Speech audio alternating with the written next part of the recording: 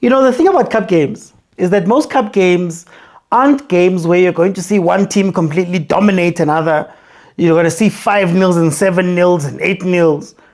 Most of them are games where one moment will decide everything.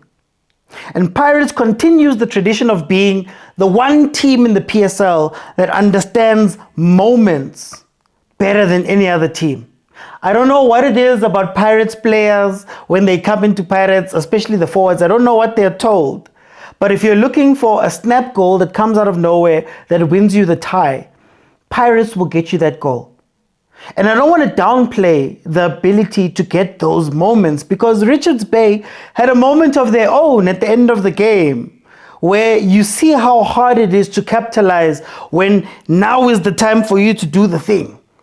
You see them missing the ball, you see them not knowing what to do. So Pirates, whether it be Nkotha, whether it be Mbata, whether it be Relay, whether now seemingly MOREMI is the next up, they understand how to take over those moments, get through the tie and go through. Because when you look at this game, it was an interesting game. You start off with Richards Bay. Richards Bay approached this game a lot like how PSL teams approach any game that they play versus big teams. They came in and they said, guys, we're not going to do too much today. We're going to defend deeply and we're going to wait for a chance for us to do something. Now, what usually happens, the script of the league, as I always say, is that they're going to concede, and then all of a sudden, you're going to see Richards Bay playing a football that you wonder why they weren't playing that football from the beginning. When I saw the starting lineup, obviously the big thing that stood out was having Knox Mutizwa and Gavin as your starters. So that means that you had two strikers essentially on the pitch. And I thought that would have been smart, because what you want to do, especially if you have a CBC on the other side, is to isolate. And well and truly, those are the two players in the league, I'd say, that are the biggest problem makers. They're a handful, the both of them. So I thought the idea was going to be defend deep, get the ball, play it up, and try and make sure that TLP is marking one of the guys, maybe a Mutizwa, then a Mhango is running at a CBC, and you're isolating those guys because Van Rooyen is just coming back from injury. Van Rooyen will be a little bit off the pace, but also because Pirates doesn't play with an out-and-out right wing these days, or one of the wings often there, but out-and-out right wing, you'll find that Van Rooyen will be out of space. Ndaba will probably be out of space because he's following up to the top. So I thought that was going to happen, which is completely the difference. It was different than what I saw. I think Richards Bay, the one thing I always say is low block is not about numbers necessarily. Low block is not just about having X amount of players in defensive positions. It's about the structure. And while they did okay, Tibang a lot of the time, I'll speak about why Pirates was struggling a little bit, but Tibang most of the time, the one time they fell asleep is the one time they were punished. So it's about structure, it's about discipline, and while Richards Bay did well to keep it at 1-0, I guess, they did happen to fall asleep, which is what tends to happen when you play against the bigger teams. It's not necessarily about how you play the 90, it's about how you play the 5, the 2 minutes, the transitions. That is what changes a game, and that is where a lot of our teams fall short. The moment they fall asleep, they get punished. In the second half, I think coach saw that Gabadino Mhango is going to be a bit of an issue. Picked up a yellow card in the game. Arguable that maybe he shouldn't have gotten it, but yellow card nonetheless. And he wasn't very effective in the game.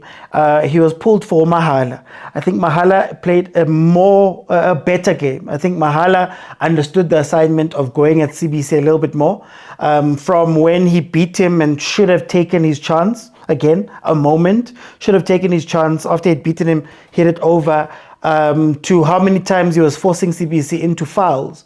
I think you could see right there that that player understands a little bit more, because Unox, Mhango, as great as they are at keeping teams busy, they struggle with actually finishing off. They struggle with actually, okay, now that you've beaten, here goes the last one. And what you'd expect from Richards Bay coming in, having scored 7 goals in the last 2 games, you'd want them to be a little bit more, stronger, which is what they did in the second half. Pirates decided to sit back a little bit in the second half, allowing Richards Bay to come onto them. Richards Bay looked a lot more livelier. Richards Bay was finding the pockets. And you again asked the question, why didn't you guys just play like this from the beginning? I'll never understand the logic of the smaller teams to say you don't play until you concede. And now the mountain for you to win that game is so far, right, that you're just not going to do it. Rather come in guns blazing. If you concede, then you can play it safe. But I've never understood that. If we go on to Pirates, some of the issues that Pirates has crept up a little bit again. So one of the issues is the midfield. The mix of Umbule, Umbata, and Nemtangela is very interesting because you've got 2 players on the one hand in Mbule and Mbata who don't want to come and fetch the ball, who don't want to be part of the game until it gets to the exciting part. So you'll watch Mbata come alive. He took a shot at some point. Once the ball has gotten to the final third, you'll see Mbule come alive when it's time to play the touches. But what that imbalance does is it puts pressure on certain other players. So I spoke about how Pirates doesn't necessarily have a right wing play. Apolis is meant to be the right wing. We know that Apolis comes inside, right? So obviously it makes a 4 in the middle. But what you started to see was Apolis having to drop all the way back to come and fetch the ball, even though he's bypassing Mbata. I've often said about Mbata, everything that we speak about, or we hear people speaking about Mbata fetching the ball, about Mbata playing the ball from the middle, is untrue. He doesn't do those things. He's not a player that drops in and fetches the ball. He's not a player that, he often hides when it's time to play. And when he gets the ball, when he does eventually get the ball, it's not about going forward. If he's in the defensive third, he'll play the back pass and he'll just run behind the defender. So that put a lot of pressure on Apolis to come and fetch the ball. And Apolis, again, is showing that confidence of a player that wants the ball. I think the greatest credit you could give to Apolis is that he wants the ball, he wants to play, he wants to be the guy that starts it, the catalyst. He wants to be the start of things. He wants to move. He's very positive in the way that he plays. And I think, funny enough, that overshadowed Mbule. So Master Chef, 2 players that get the ball a lot. Master Chef was exhibiting some of the things that Utito has, where if there's another player on the pitch who's got more khis, who's giving a little bit more, he sort of disappears. Mbule was sort of just running around. He didn't quite have a place to go. But the person who was extremely overworked for me and was given most of the load had to be Nemtangela. Nemtangela was doing a great job in the covering, very Makaula-like, in the way he was covering the defense. He was the one making the tackles out wide when Richards Bay had found the width. But then also, he found himself in attacking areas. There was a couple of places with Nemtangela's in the box or trying to get onto the final pass. And I don't think you can do that. You can put that on a player to have to do all of that. And Umbule and Umbata, as great of the players as they are, I think they need to come to the party. I would have maybe loved to see Umbule coming into the 8th position, and maybe instead of Apolis going from almost a 10-ish role to come fetch the ball, have him come and fetch that ball, give him the touches he desires. Umbule is a player who loves the ball, he loves to turn, he's creative. And then of course there's Apolis. Then maybe you can, once you turn that ball, you go up, you can then activate an Apolis. I'd love to see a Kabelo Dlamini play a lot more, because I think he's one of the players that I used to question on this, but in the few minutes in the games we've seen him, he seems to do that very well. A progressive midfielder who's not afraid to fetch the ball, turn and go. Mbule could be that as well. But the 10, I don't think suits him very well. Up top, what's interesting about Pirates and their front play, Moremi, Mbutuma, Apolis, Mbule. I often say that a lot of the time you need balance. So you need someone who's going to take the responsibility of passing the ball. You need somebody who's going to take the responsibility of taking, maybe not shooting, but setting somebody else up. And what you find with that Pirates front is that everybody wants to score. This is why I think Makgopa becomes an important player for Pirates, because he becomes the unselfish link between everybody. Where if you want Apolis to take the 1-2 and take the shot, go for it. Moremi, if you want to take the 1-2 and go through, I'm willing to play that ball through to you. But what happens is when those players are on the pitch and they get to the attacking side, they tend to now want to overplay, right? And when I say overplay, I mean it from the sense of you get the ball, your first thought is that you want to free yourself up for a shot, right? Defense, there's a lot of people there. You're now not able to take that shot. And by the time you want to make the pass, it's not a pass that is a good pass. It's a pass that you're under pressure. So you think about the times where Moremi might be running up the left-hand side. Butuma's ready. Butuma, near post player. We saw him at Richards Bay. One of the best movers in the box, especially to maneuver to get to the front post. The front post is where Butuma's the best, right? But instead of playing the ball, you want to take on your man. Now your man pushes you to a certain place where now the ball that you can put in finally is the wrong ball because you're in the wrong space. Now everybody's covered. And I feel like Pirates was lacking again, just that ability to just say, I am going to not take the shot. The better opportunity is over there. Let me not try and foster. By the time I try to get to him, the pass that I play, Richards Bay's in position, they shoot the ball out. That's a balance that Pirates, I think, needs to find when they play with a bunch of those type of players. And I still say Apolis is the best passer, attacking passer of the ball. So if you're looking for a ball into the final third, whether it be from the wide channels, whether it be from where he played the ball in now, I think he's one of the best. I just wish he would do that more. Right? I wish he would play that ball, play those balls a lot more, because only he can do it. And if you're playing versus a low block like this, as they did in that moment, the moment those guys go forward, it's not about who can hold the ball the most, it's about who can free the guys. And that ball that Apolis played to Moremi for the goal, I know Moremi had to do a lot to score, credit to Moremi.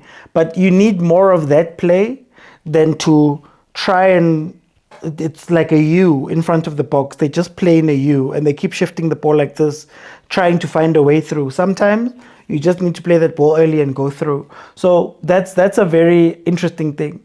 Another interesting pattern with Orlando Pirates is that they start the game very hot. So those players start the game combining very well. Like they touch the ball, they're doing all that, they look dangerous. But there's almost a frustration that creeps into them if you can keep them quiet for 15, 20 minutes. So that Tibang Richards Bay kept them a little bit quiet. And Apolis, I've seen specifically, he sort of puts his head down a little bit, and you'll see him now start running out wide and not really engaging. You saw Van Rooyen coming inside. It's almost like once that first punch hasn't worked, they can't keep that momentum all the way up the whole time. They'll have the possession, they'll have all of that, but they'll stop running.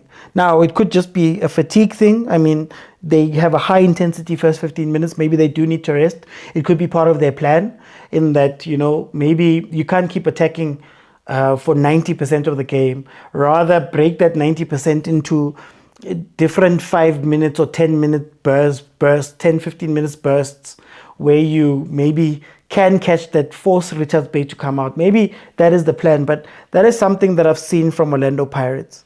But take nothing away from them. Like I said, they won the game and they won the moment, right? Pirates wins the moment. Moremi is really good at winning the moment. And I don't want to speak too much about how I feel about that game right now, because I don't feel like when they play the ball, they create as many good chances as we give them credit for, or that play is as effective as we need it to be. But they're getting through with these things, which is a big hallmark from Jose football, where Jose was doing this. Jose was coming out and he was able to You know, I used to call him the master of moments. Get the moment, score the goal, and go through. Long term, I think they need to work on ways to make it easier for Pirates to score. That you don't need the thing to be completed all the time. Maybe a move or two that you can take. There's a ball I'd love to see from either side, but there's an early whipped pass that Mbutuma I think would love. That Mahopa I think would love. That I think at times Moremi running in late would love. If Pirates could focus on simplifying those things and making those things a bit easier, I think we could see a lot more easier goals from Pirates where they don't have to rely on a moment to get them out. But again, best cup team in the country, best moments team in the country, best team when their backs against the wall in the country has to be Orlando Pirates. That has been the reason why they've got 5 trophies. They won the 5 trophies in 3 years. They've already got the MTN 8 right now.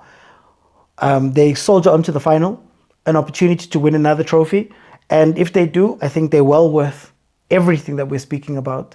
The second half was good. I think seeing Abomfuke come back, seeing Abo Denson coming back, seeing Abo Hoto coming back, the rotation question will always be a question, right? Will it be that you stick to your first team that plays all the games, that you build a chemistry, a connection with? Do you risk bringing in Abombule and starting them in these rotations and maybe not having them all the way click with the team? Or is it a good thing that he's rotating and keeping people fresh, keeping people ready? He's now found a way to rehabilitate Van Rooyen back into the team, rehabilitate Abombule back into the team after being out for a long time. Let's see what it does, but I think this is going to be a very interesting question when push comes to shove later on in the season, after AFCON and all of that. Do you rely on the rotation or do you rely on building a super chemistry between a core group of players? That's going to be a very interesting question, but Pirates, all worth the win. Well done to Pirates going through to the final, another cup that they can win. Hopefully they do well. We'll see who they're going to play. We'll see how that pans out. One last thing before I go. I'm not going to talk about the ref. I know a lot of people are expecting me to say something. Guys, at this point, it is what it is. We're all going to get it at some point. So I don't want to focus too much on the refs. I want to focus more on the game and how things were played than to look at that, because it's a slippery slope for no reason. But thank you guys so much for joining me. I'll see you guys on the next one. Bye, everyone.